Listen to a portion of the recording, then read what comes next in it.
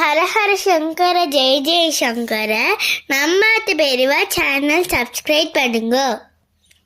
ஹரஹர சங்கர ஜெய ஜெய சங்கர ஸ்ரீ மகா பெரியவா சரணம்.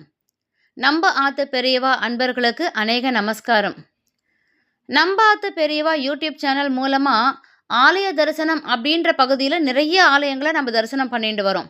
தமிழ்நாட்டில் இருக்கும் ஆலயங்கள், தமிழ்நாட்டை தாண்டி பிற மாநிலங்கள், இந்தியாவுக்குள்ளே இருக்கிற ஆலயங்கள், இப்படின்னு எல்லா ஆலயங்களையும் தரிசனம் பண்ணிட்டு வரோம்.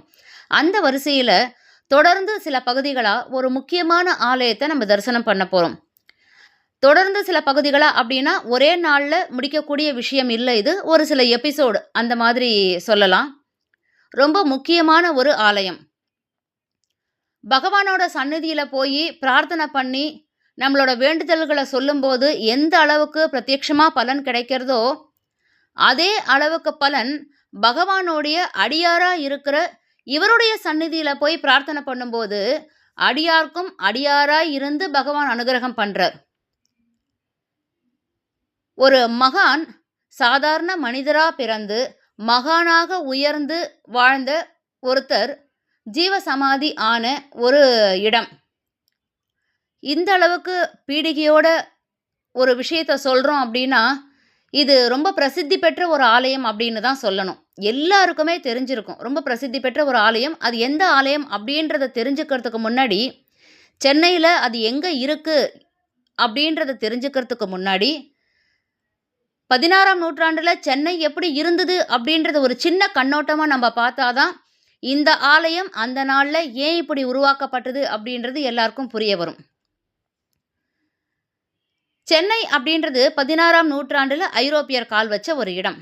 ஆனால் அந்த நாளில் அது மிகப்பெரிய நகரமாக உருவாகும் அப்படின்னு யாரும் எதிர்பார்க்கவும் இல்லை. இத்தனை கோடி மக்கள் அங்கே வந்து குவிஞ்சிருப்பா அப்படின்னு யாரும் கணிக்கவும் இல்லை.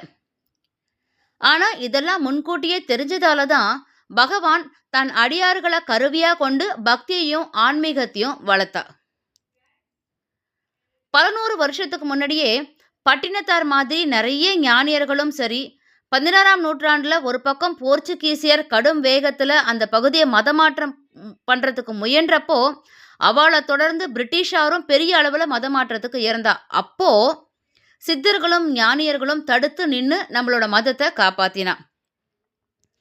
தொடர்ந்து சித்தர்களும் முருகப்பெருமானோட அடியார்களும் இங்கே வந்து வள்ளலார் மாதிரி இன்னும் நிறைய பேரை சொல்லலாம்.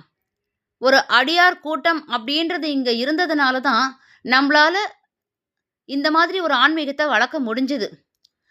அந்த மாதிரி சித்தர்கள்லாம் இங்கே இல்லை, மகான்கள் இங்கே இல்லை, பகவான் தன்னோட அடியாராக இங்கே யாரையும் அனுப்பலைன்னா சென்னை அப்படின்றது இன்றைக்கி ஒரு அந்நிய மதத்தோட வடிவமாக தான் மாறி போயிருக்கும்.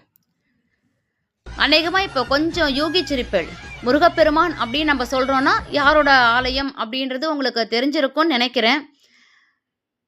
முருகப்பெருமான் காலம் காலமாக தமிழகத்தில் ஏதோ ஒரு உருவில் தன்னை நிறுத்திகிட்டே இருப்பார். அகத்தியர் காலம் முதலே அது உண்டு. யாராவது ஒரு அடியாரை ஆட்கொண்டு அவரால் வச்சு தன்னோட மகா சக்தியை இந்த உலகத்துக்கு முருகப்பெருமான் சொல்லிகிட்டே இருப்பார்.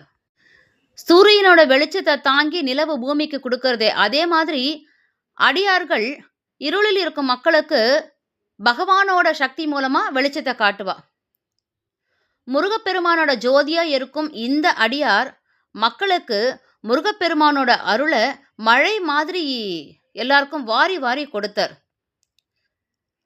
உரு தெரியாத உயிர் சக்தியை பூமி உணவாக விளைவிக்கிறத மாதிரி காண முடியாத முருகப்பெருமான நம்ம கண்ணெதிர அனுகிரகம் பண்ணுற அளவுக்கு ஒரு கண்முன்ன கொண்டு வந்து நிறுத்துகிற அளவுக்கு இந்த மகான் வந்து அனுகிரகம் பண்ணுவார். இப்படி முருகப்பெருமான் ஆட்கொண்ட அடியார்கள் நிறைய பேர் இருக்கா. இன்னைக்கு நம்ம பார்க்க போகிற அந்த அடியார் யார், அவருடைய வரலாறு என்ன, அந்த சந்நிதி என்ன அப்படின்னா சென்னை திருவான்மியூரில் அமர்ந்திருக்கக்கூடிய பாம்பன் சுவாமிகள். பாம்பன் சுவாமிகள் ஆலயத்தை பற்றி தான் நாம் தொடர்ந்து சில பகுதிகளாக பார்க்க போகிறோம். ஒரு பிரசித்தி பெற்ற ஆலயம் அப்படின்னு நான் சொன்னதுக்காக காரணம் இதுதான். அவரோட காலம் அந்த காலம் அப்போ இருந்தப்போ நிறைய இன்னல்களிலிருந்து மீண்டு வந்தார். அவருடைய இன்னல்களை கடந்து அவர் வந்த விஷயங்கள் எல்லாமே ரொம்ப ஸ்லாகிப்பானது. முருகப்பெருமானோட அருளால தான் அவரை சுத்தி இருந்த காரிருள் மறைஞ்சுது. அந்த அளவுக்கு மனிதரா பிறந்து மகானா வாழ்ந்து இன்னிக்கும் எல்லாருக்கும் முருகப்பெருமானோட அருளை வாரி வாரி கொடுத்துட்டு இருக்க பாமன் சுவாமிகள் வரலாறும் அவருடைய ஆலயத்தை பற்றி தான் பார்க்க போகிறோம். தொடர்ந்து தெரிஞ்சுக்கிறதுக்கு நம்பாத்து பெரியவா சேனலோட இணைந்திருங்கள். பயணம் தொடரும். ஹரஹர சங்கர ஜெய ஜெய சங்கர. ஸ்ரீ மகா பெரியவா சரணம்.